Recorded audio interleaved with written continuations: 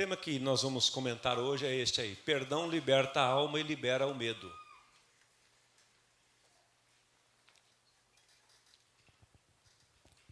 Enquanto você não libera o perdão, a sua alma fica presa. Sua alma fica cativa. Sua alma fica prisioneira. E o medo vai dominando você. E sobre essa questão, o próximo slide, eu lembrei-me hoje pela manhã aqui de uma frase que eu vi há muitos anos atrás, quando eu comecei a ajudar a escrever o material do Vida Vitoriosa. Eu me deparei com esta frase do William Shakespeare. Você pode ler ali, por favor?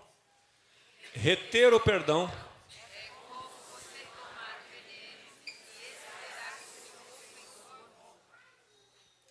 Leia de novo, por favor. Reter o perdão.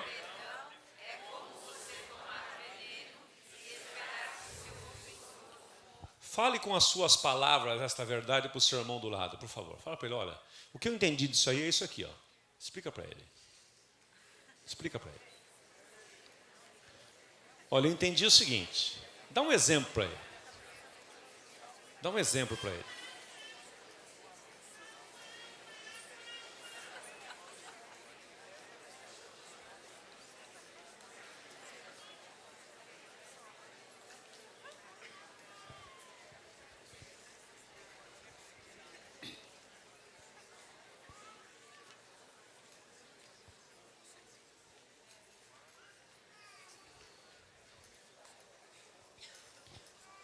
Você imagina a cena? Alguém te ofende, você fica ferido, e ao invés de você perdoar aquela pessoa e ficar livre, você não faz isso. Você fica comentando do seu problema, da ofensa que você sofreu, eu comento com o Ademar. Quando eu estou comentando com o meu amigo Ademar, puxa, Ademar, você não sabe o que o Pasquale fez comigo. Eu estou tomando veneno. Porque eu estou envenenado, eu estou amargurado, eu estou amargo, e ao invés de eu resolver isso com Deus e com a pessoa, eu falo com o Ademar, e eu vou tomando veneno. E conforme eu vou falando com o Ademar, na verdade, lá no fundo, eu estou pensando assim, mas esse miserável do Pasquale, desculpa a expressão miserável, só que é uma brincadeirinha. Eu acho que eu falando com o Ademar aqui, abrindo meu coração com ele, o Pasquale vai ser afetado. O Pasquale não vai ser afetado. Eu vou ficar ainda mais envenenado. E aí, não contente com isso, eu vou no Antônio Luiz. Que o Ademar falou, não, Osmar, relaxa, perdoa. Eu queria que ele falasse outra coisa. Vamos lá pegar o Pasquale e vamos matá-lo. Mas o Ademar, sabe qual é o Ademar? Ademar é um cara bondoso, gentil, amoroso. Vamos aqui, Osmar, relaxa. Calma aí, você tem que olhar que o Pasquale é humano. Ele me dá todos os conselhos, mas eu não quero ouvir. Eu quero justiça. Porque nós somos assim. Quando nós erramos, nós queremos misericórdia. Quando os outros erram conosco, a gente quer justiça. Eu não alcancei justiça através do pastor Ademar, vou com o pastor Antônio Luiz. E aí eu vou me envenenando. E o problema vai crescendo. É isso que o William Shakespeare disse. Reter o perdão é como você tomar veneno. Toma todo dia um pouquinho, mas não toma de uma vez só, porque senão você pode ter uma overdose. Vai tomando de pouquinho em pouquinho, todos os dias. E você fica esperando que o seu ofensor morra, mas o seu ofensor não morre. Quem morre? Você que está tomando veneno, porque ele não está tomando veneno.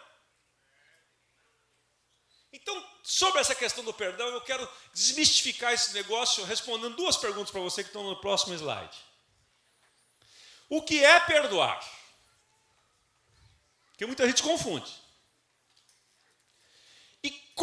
E essa segunda aí, então, é pior. Como perdoar alguém que não reconhece que te ofendeu e, portanto, não pede perdão para você.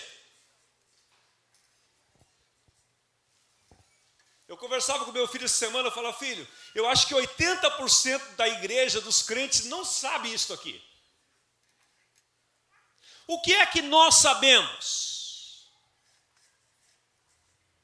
Olha os conceitos errados que temos. Vou quebrar os mitos primeiro. Primeiro mito, o que é perdoar? Perdoar é esquecer. Quem perdoa, esquece. Mito. Não é verdade. Quem perdoa, perdoa, mas nunca esquece. Porque o perdão é como uma cicatriz. Eu tenho uma aqui, ó. Fiz a barba hoje cedo, passei o aparelho de Gillette com 3, lá no Japão passei um que tinha 5. Tá aqui a cicatriz, eu a vejo todo dia, eu lembro dela, ela é fruto de um tumor que eu tive na infância, que foi curado de forma caseira, sem cirurgia, e ficou a cicatriz. Eu lembro, mas não me afeta, não dói, posso passar Gillette aqui, pode fazer o que quiser. Não dói, mas a cicatriz está aqui. O perdão é como uma cicatriz. Você se lembra, mas aquilo não tem efeito sobre você. Se você quiser anotar essa frase que está lá no Vida Vitoriosa, na apostila, do ensino que nós damos para os novos cristãos, perdoar, abre aspas, perdoar é tornar sem efeito a lembrança da ofensa sofrida. Vou repetir para que eles estão anotando. Perdoar é tornar sem efeito a lembrança da ofensa sofrida. Você pode repetir essa frase? Ela é chave. Vamos lá? Perdoar é tornar sem efeito a lembrança da ofensa. Perdoar é tornar sem efeito a lembrança. Então você lembra. Então o primeiro mito, que é perdoar. Perdoar é isso. É você entregar, é reconhecer que você é falho também e você perdoa, e quando você perdoa, a lembrança não mais retém você. Você não é amarrado, não está mais amarrado àquilo. Nos relacionamentos, isso na prática é o seguinte, você pode ver a pessoa e aquilo não te faz mal. Você pode encontrar com ela, porque senão não haveria igrejas suficientes no Brasil para você mudar. Que cada hora você tem um problema com o irmão aqui dentro. Viver em comunidade é isso, você tem problema. Então eu vou sair da comunidade.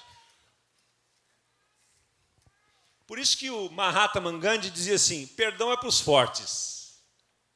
Os fracos não conseguem perdoar. Os fracos fogem do problema. Perdão é para os fortes. Então, se cada hora que você tiver um problema com uma pessoa, você não tratar, você vai ter que sair da igreja. Aí você vai para renascer em Cristo. Mas lá se tem um problema também, você vai para a Assembleia de Deus Bom Retiro. Aí do lado você vai para Deus é Amor. Do lado, daqui a pouco você está voltando. Você está no Seixonoê, do catolicismo, na Umbanda, você vai regredindo. Até lá, aí você se converte lá de novo. Aí você tem um lápis, meu Deus, eu era cristão, não posso. Aí você volta tudo de novo. Não tem jeito, meus irmãos. Problemas de relacionamento nós vamos ter enquanto vivermos com alguém do lado. A não ser que você vá para uma ilha. Mas se encontrar um macaco, um leão, qualquer coisa, uma ave, uma pomba, você vai ter problema lá também. Um peixe, que você fisga ele foge de você. De algum jeito você vai ser ofendido nesta vida. Então aprenda a perdoar e ponto final.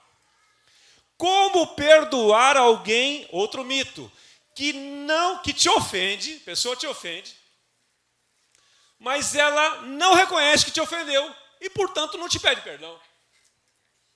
Porque o outro mito é assim, eu perdoo sim, eu vou perdoar o Pasquale sim, quando ele se arrepender, vier até mim, com testemunha,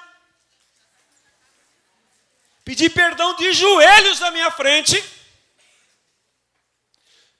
eu vou aceitar o pedido de perdão dele, mas vou esperar as mudanças de atitude dele. Vou dar uma validade de 1 ano para ver se ele mudou mesmo. Se daqui a 1 ano eu perceber que ele mudou, aí então eu libero ele.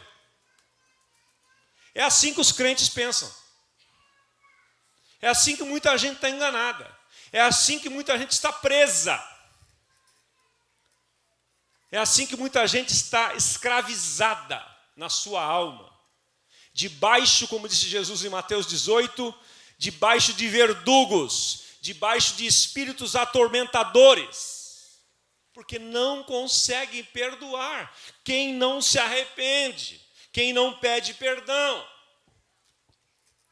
E eu vou dizer para você, o máximo da vida cristã que eu aprendi alguns anos atrás, e eu vou testemunhar para você, é que é possível você perdoar quem nunca te pede perdão.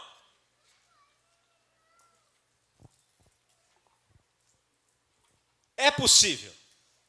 Aliás, este é o verdadeiro perdão. Este é o assim como que eu vou trabalhar com você hoje.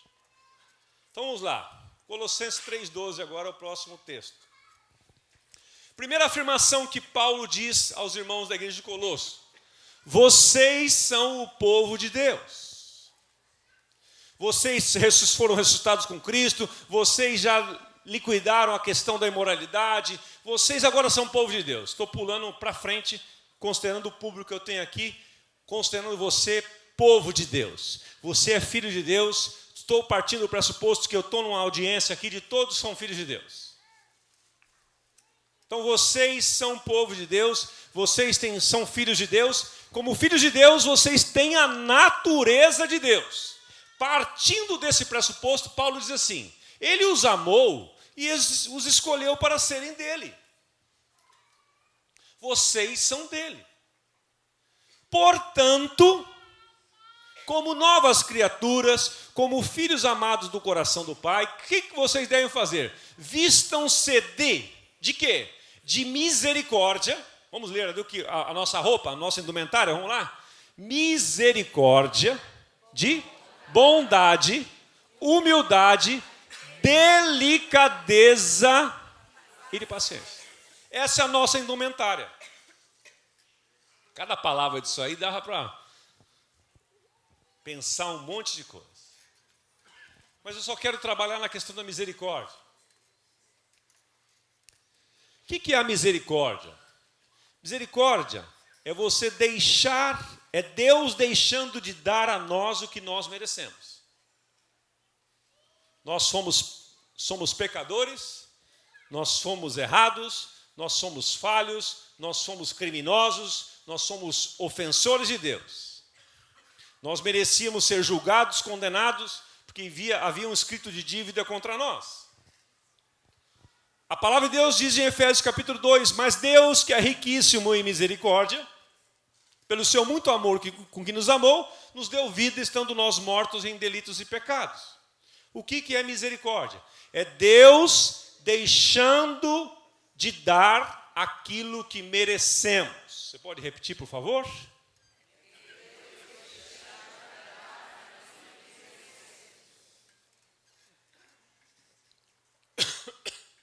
Deus deixando de dar. Se o apóstolo Paulo e o Espírito Santo está dizendo que eu e você precisamos nos revestir ou nos vestir de misericórdia, nós, como filhos de Deus, como povo de Deus, devemos agir da mesma forma para com o nosso semelhante. Se o Pasquale errou contra mim, ao invés de eu desejar sobre ele justiça, o mal, vai colher, Deus, amaldiçoa ele, Deus. Ao invés de eu fazer uma oração macumbeira, tem crente que faz oração macumbeira. Eu tenho, como filho de Deus, eu tenho esta capacidade que Deus me deu de ter misericórdia, e eu agir com o meu ofensor com misericórdia. Ou seja, eu deixar de dar a ele o que ele merece. Isso é o perdão. E para além disso, de bondade, de humildade e de delicadeza. Os filhos de Deus são gentis, não são grosseiros.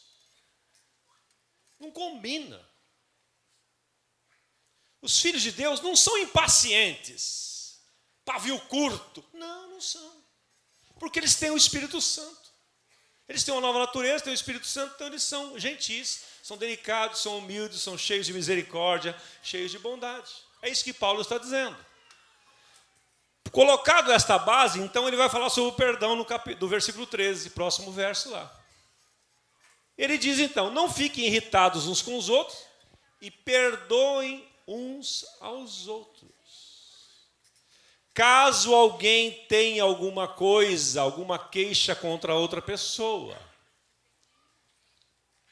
assim como o Senhor perdoou vocês, perdoem uns aos outros. Como devemos perdoar? Como eu posso perdoar alguém? Preste muita atenção que eu vou dar uma chave para você, que alguns anos atrás mudou a minha vida. Como eu posso perdoar alguém que me ofende, mas às vezes nem sabe que me ofendeu, e porque nem sabe que me ofendeu, nunca vem pedir perdão? Como? Como perdoar alguém, o segundo caso, que sabe que me ofendeu, mas ele é intransigente, ele não tem natureza, ele é daqueles que fala, mas rapaz, se ofendeu o Osmar, ofendi mesmo, mas foi pouco, eu devia ter feito mais. Então como é que você vai perdoar um cara assim? Mas temos que perdoar ou não? Sim. Então como? A chave está aí. Colossenses 3,13. Perdoai-vos uns aos outros, assim como Deus, o Senhor, vos perdoou em Cristo. Então eu vou dar um exemplo para você muito simples. Quando você foi perdoado? Pergunto eu. Quando você foi perdoado? Quando? Vou fazer uma pergunta diferente. Quantos aqui já foram perdoados? Levante a mão. Tá bom. Quando? Quando ele morreu na cruz do Calvário. Como é que é o seu nome? José? José Hilton. José Hilton. Você estava lá? Não estava? E como é que você sabe que ele te perdoou? Você estava assim espiritualmente, mas fisicamente não. Como é que você sabe que ele te perdoou? Ele levou. Mas qual a base para você falar, eu fui perdoado porque Cristo morreu por mim? Qual a base? Quem te falou? A palavra de Deus. Então, o José Hilton, não sei você, mas ele já foi perdoado. E ele sabe quando. Você ficou em dúvida aí, mas o José Hilton está firme. Vocês não responderam, agora eu vou dar moral para ele aqui. Falar baixinho, falou baixinho, tem que falar altinho. O José Hilton está dizendo assim, eu fui perdoado. Quando? Lá na cruz do Calvário. E eu perguntei, você estava lá? Ele falou, não estava lá. Mas como ele sabe? A Bíblia diz. Agora, vou dar uma chance para alguém do lado de cá. Quem mais aqui foi perdoado? Ailton, nosso fotógrafo. Vamos aqui fazer uma entrevista com você então, ver se você está teologicamente afiado. Você não estava lá fisicamente, você não viu, mas a palavra de Deus afirma. É crer ou não crer. Agora, deixa eu fazer uma pergunta. Como é que se deu o processo do perdão na sua vida? Jesus esperou você se arrepender, ele esperou você mudar de atitude, ele deu um prazo de uns 5, 6 anos, e depois ele te deu um certificado de assim, eu declaro, uma declaração, eu declaro, a quem possa interessar, eu declaro que o Ailton, foi perdoado porque ele me reconheceu como Senhor e Salvador, ele mudou de atitude. Foi isso que ele fez ou não? Não. Ele perdoou você quando? Quando ele morreu na cruz. A obra está feita. Romanos 5,8 diz como é que Jesus nos perdoou. Lá está escrito: mas Deus prova o seu amor para conosco, pelo fato, não é promessa, a Bíblia tem fatos e promessas, pelo fato de ter Cristo morrido por nós, quem sabe o restante? Sendo nós ainda pecadores. Eu e você fomos perdoados, não porque reconhecemos as nossas falhas, não porque viemos à frente num culto, e então entregamos a nossa vida e oramos a Deus e tal. Você não foi perdoado neste momento. Você se apropriou do perdão, você experimentou paz neste momento, mas você havia sido perdoado há muitos anos atrás. Porque o perdão de Deus, nós dizemos para todo mundo, quando vamos evangelizar, como é que é a maneira que Deus nos ama? Você pode lembrar uma palavra importante? Deus nos ama incondicionalmente. Ou seja, Ele não impõe condições. Se Deus nos ama incondicionalmente, Ele nos perdoa condicionalmente ou incondicionalmente? Incondicionalmente. Se eu sou filho de Deus, tenho a natureza de Deus, como é que eu devo perdoar as pessoas? Impondo condições ou incondicionalmente? Está aí o mistério desfeito. Assim como. Então eu e você devemos perdoar as pessoas. Podemos perdoar as pessoas. Se formos inteligentes e sábios, nós vamos perdoar aqueles que pedem perdão e aqueles que não pedem. E se formos muito sábios, nós perdoaremos independentemente se virão pedir perdão ou não. Porque perdão é uma questão de sobrevivência. Reter o perdão é uma questão de tolice. É você tomar veneno e esperar que as pessoas morram.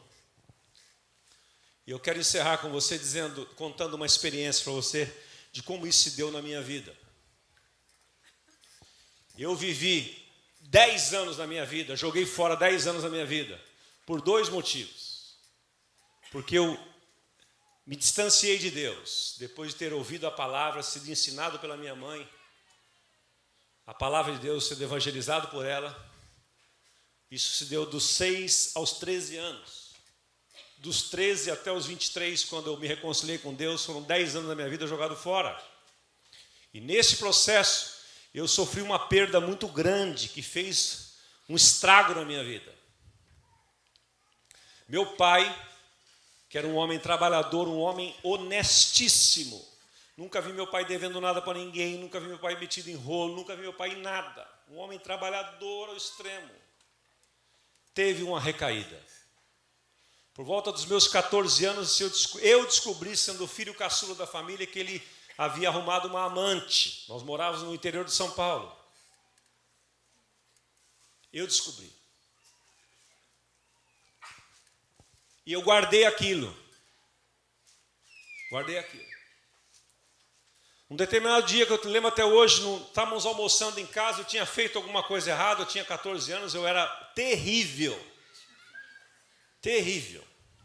Fazer coisa errada era de manhã, tarde à noite. Mas aquele dia eu tinha feito e ele soube, e ele me chamou a atenção de maneira bem veemente, ele era muito rígido. E eu respondi à altura, ele na ponta da mesa falou assim: vou dar um tapa na sua cara. Meu pai não pegava varinha, não. Vou dar um tapa na sua cara para você aprender a ser homem. Eu levantei na mesa, pus o dedo na cara dele e disse assim: o senhor não é homem para fazer isso. Porque o senhor não tem moral, porque o senhor é um adúltero. O barraco se armou de uma tal maneira que ele perdeu o chão. Ele não sabia que eu sabia. Eu ganhei a luta e perdi o pai. Porque ele sentou, nem comeu direito, entrou no carro e foi embora, voltou para o trabalho. E aquele ficou um caos na minha casa. Dali a minha mãe adoeceu, várias coisas, foi uma sucessão de desgraças. E a minha alma ficou feridíssima. E por 10 anos meu relacionamento com meu pai foi quebrado, destruído. Nós só falamos o necessário. Eu perdi meu pai e meu pai perdeu um filho. E eu alimentei esse ódio por 10 anos. E este ódio me levou a querer agredir os meus pais. Porque eu queria agredir meu pai. Porque a rejeição, meus amados, é um demônio. Uma pessoa não curada de rejeição, ela sai ferindo todo mundo. Porque quem é ferido, fere. E eu queria só para encerrar, porque eu ia trabalhar outros textos, põe o último slide para mim da frase do Nelson Mandela, por favor. Olha o que esse homem disse. Aliás, esse homem, eu procurei foto dele triste. E o Meibaco, procurei foto dele triste, não achei. E o Ademar estava falando que parece que ele ficou 27 anos preso. É isso, Davi? 27 anos. Injustamente. E se você for ver a introdução do livro do David Gibbons, Shallots, você vai ver a história dele. Ele era um homem cristão. E ele disse essa frase sobre a questão do perdão. Quando eu saí em direção ao portão que me levaria à liberdade, eu sabia que, se eu não deixasse minha amargura e meu ódio para trás, eu ainda estaria na prisão. Tem muita gente que está livre fisicamente e presa emocionalmente, porque não perdoa. E ele está dizendo, ele que foi julgado, condenado injustamente. Injustamente. Se eu não... Quando eu saí daquela prisão em direção ao portão, que me levaria à liberdade, eu sabia que se eu não deixasse minha amargura e meu ódio para trás, eu ainda estaria na prisão. E eu vivi assim por 10 anos. Até que numa ministração aqui no nosso Instituto Teológico Maranata, de uma professora que dava uma matéria chamada Saúde Emocional, a Roseli, os mais antigos conhecem ela. Ela fez uma dinâmica, e naquela dinâmica o Espírito Santo me mostrou isso, que eu precisava perdoar o meu pai. E eu fiquei pensando, tá bom, quando ele vier pedir perdão na hora de tudo, eu perdoo, não tem problema. Eu descobri que eu era pecador como ele era. Só que o pecado dele veio à luz. O meu estava encoberto. Muitos deles. Você é um pecador. Você é pecador, tanto aqueles que te ofenderam. Mas o problema é, daqueles que te ofenderam, o pecado veio à luz, o seu não. Mas você foi perdoado. E se você foi perdoado, o seu ofensor também foi. Porque Deus não faz acepção de pessoas. Ele nos ama incondicionalmente e nos perdoa totalmente. Quando eu descobri isto, eu não tinha coragem de falar isso com meu pai. Eu escrevi uma carta para ele, morando na casa dele, que eu era solteiro ainda. Eu escrevi uma carta reconhecendo os meus pecados, que o Espírito Santo começou a me trazer. Quem eu era, mostrar quem eu era. E como eu fui tolerado, como ele teve paciência comigo, quando ele me ensinou tantas coisas, quanto ele entesourou de valores na minha vida, porque eu não vi. Quando você é ofendido, você não vê mais nada que a pessoa fez de bom para você. Você só vê a coisa ruim.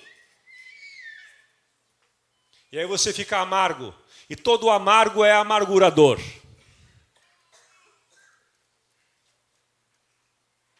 E eu decidi no meu coração perdoar o meu pai, e eu escrevi para ele. Pai, eu quero te pedir perdão, porque eu fui um mau filho, eu fiz isso, eu fui relacionando os meus pecados.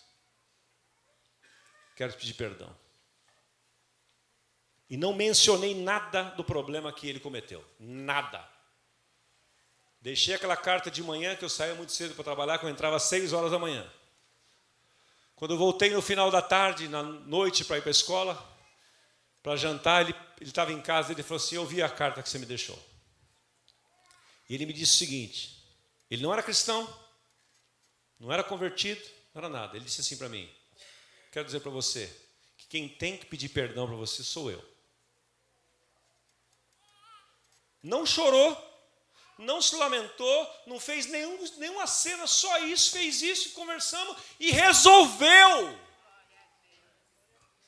Sabe por que resolveu? Porque eu liberei perdão para ele antes dele reconhecer o seu erro. Você está entendendo onde eu cheguei aqui com a conversa? Se eu não tivesse liberado perdão no mundo espiritual, o negócio ia acontecer, ia rolar muito tempo ainda. Mas como eu tive aquele gesto no mundo espiritual, ele foi liberto lá. E nós dois tivemos um relacionamento, foram os melhores anos da nossa vida. Meu pai se tornou um grande amigo meu, e eu o batizei neste batistério aqui, alguns anos depois, porque ele conseguiu receber o amor de Deus, quando ele viu o amor de Deus na minha vida, perdoando a ele, liberando a ele. No mundo espiritual isso foi algo tremendo. Vamos ficar em pé?